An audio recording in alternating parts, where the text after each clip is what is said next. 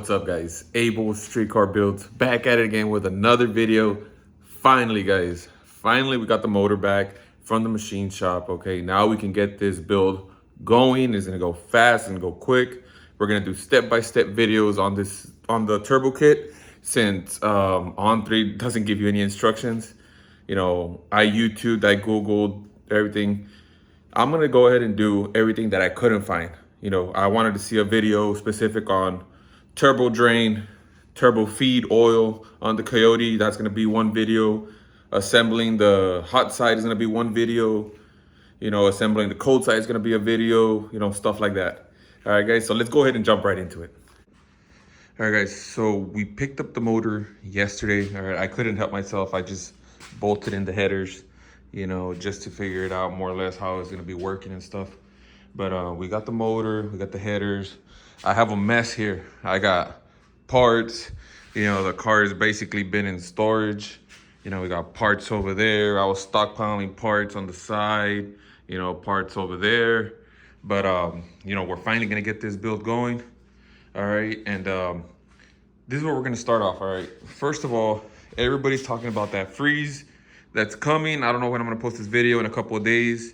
But down here in Texas, you know, even if it gets into the 30s, 20s, it's freezing.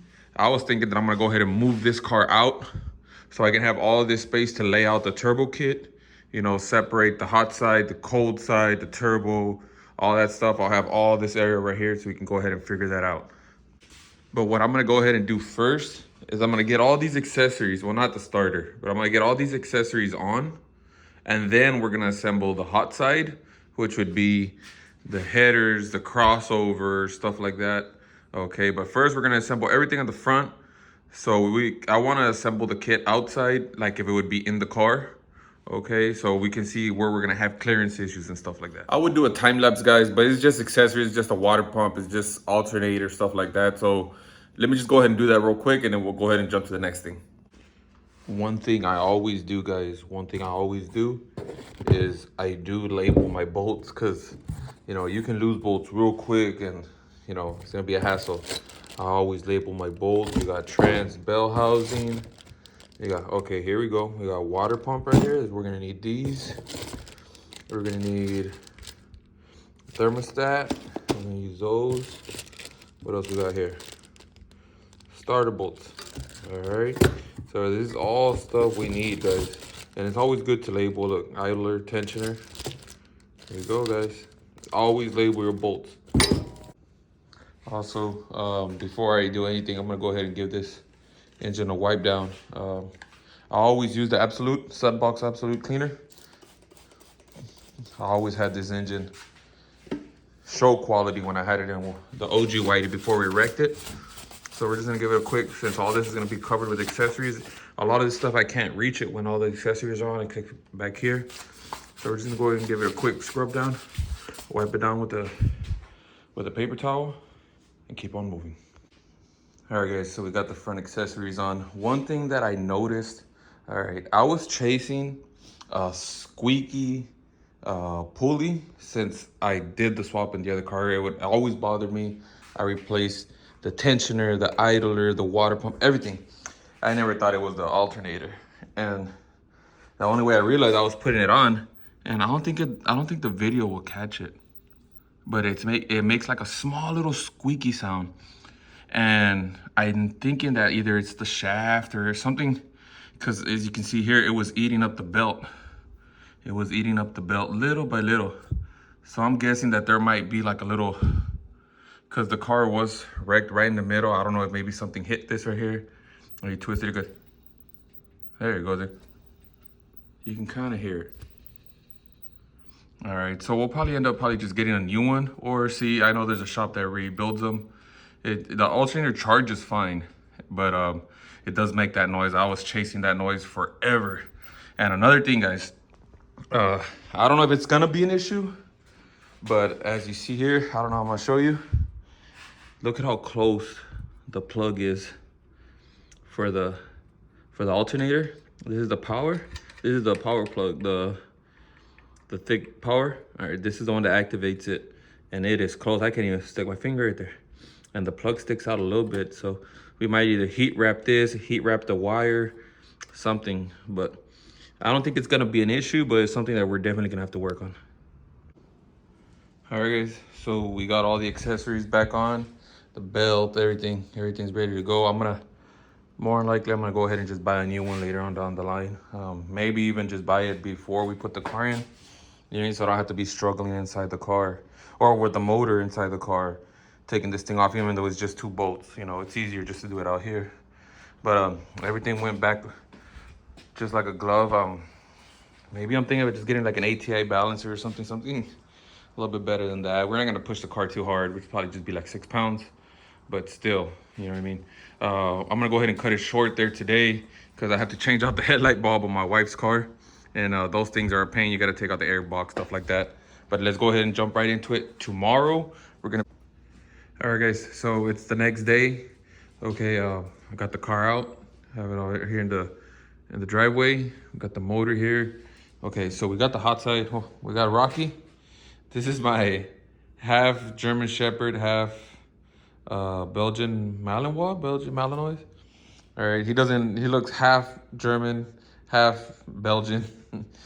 I had his sister, and I ended up giving his sister to my uncle, and she looked full-blooded Belgian Malinois. He came out like half and half. He doesn't look full German Shepherd. He doesn't look full German Malinois, but he's the one that takes care of the backyard. But it is cold outside, guys, so you know, he's gonna be chilling with us today while we do this. All right, so let's go ahead and jump into this. We're gonna start with the hot side today. Obviously, this is the header. I had to go online to make sure I had the header the right way because I didn't know if this one was from that side. I know it's weird, but these things are some weird angled headers. So that's the driver. Rocky, get back. This is the passenger. Okay. This one actually goes through the K-member. It actually goes through the K-member. So we're probably gonna, and these are just bolted in. I just have one bolt tied up here, one bolt tied down there. You know, that's it. And the hot side is pretty basic. All right, we got the crossover right here. This one bolts directly to the header. This one right here bolts directly to the header right there. And then we have this piece right here. All right, this small piece, Rocky, get back. This small piece goes right here, and then it connects to the crossover.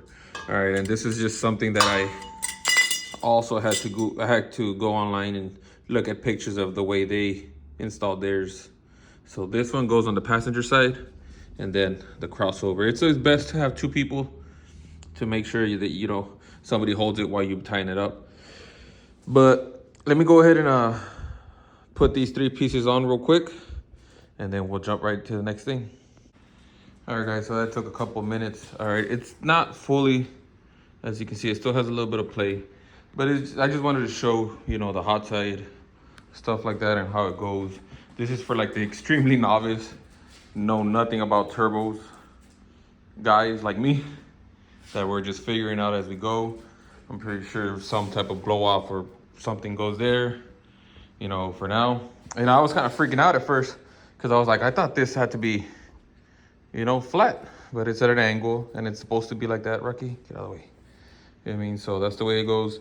Also, you know, this motor is heavy. Like, it's heavier than, you know, well, it's heavy. It's not heavier than other motors, but I just don't trust these engine stands and stuff like that. So Rocky, get down.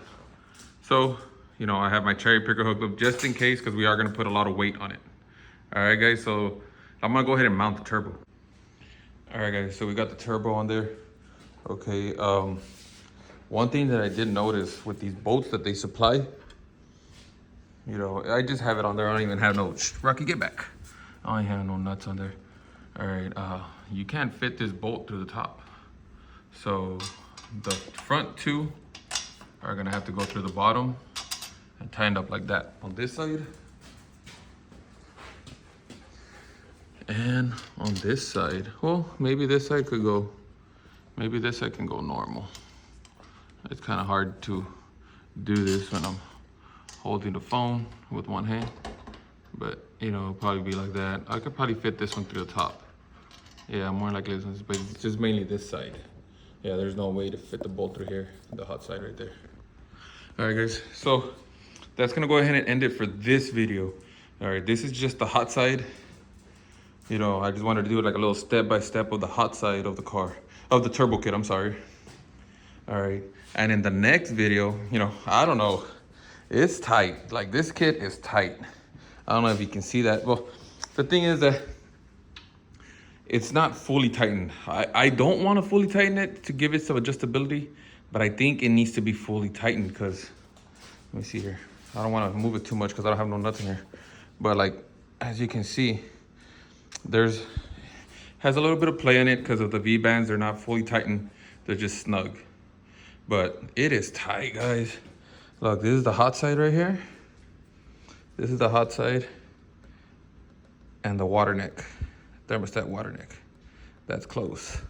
And then this, we have to clock this down to come this way.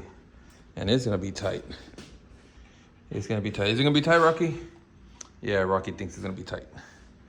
All right, so that's gonna go ahead and end it off for this video. That's why I wanted to do it with the accessories on, so we can go ahead and gauge more or less how much room we're gonna have. It's gonna be tight. Look at the crossover right here, it's close, and it moves up just a smidge when you tighten it up. But we're gonna go ahead and leave it like that. The next video, we're gonna go ahead and do turbo drain and turbo feed. All right, this is completely new to me, but we're gonna go ahead and figure it out together, guys. All right, we're gonna do the turbo feed.